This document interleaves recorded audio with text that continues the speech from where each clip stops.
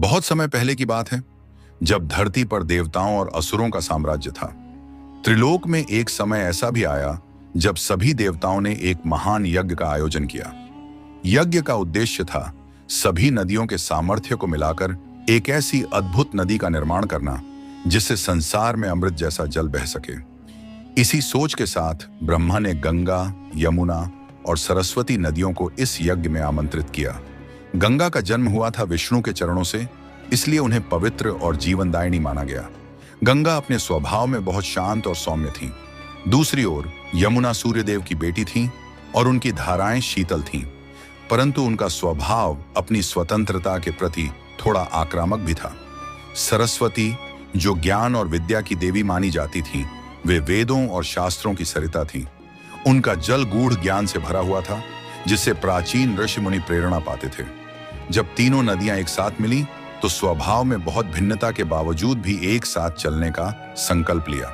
ब्रह्मा ने तीनों नदियों को त्रिवेणी संगम के नाम से एक पवित्र स्थान पर एकत्र होने का आदेश दिया। यह स्थान आज के प्रयागराज में स्थित है, जहां गंगा, यमुना और अदृश्य सरस्वती का संगम होता है। कहानी के अनुसार तीनों नदियों ने वहां मिलकर एक दूसरे से जीवन की कठिनाइयों और अनुभवों को साझा किया।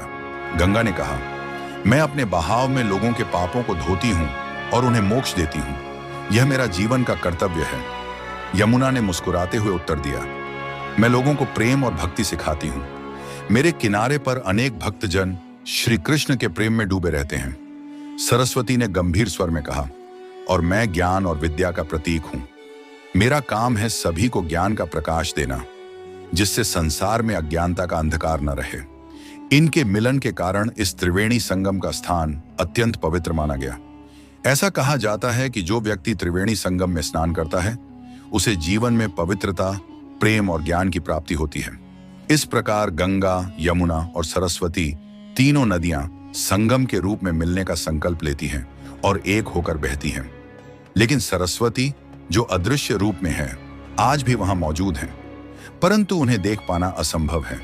यही कारण है कि संगम में एक अद्भुत शक्ति का अनुभव होता है, जिसे महसूस किया जा सकता है परंतु देखा नहीं जा सकता। ऐसे ही रोचक कहानी सुनने के लिए हमारे चैनल को सब्सक्राइब करें। धन्यवाद।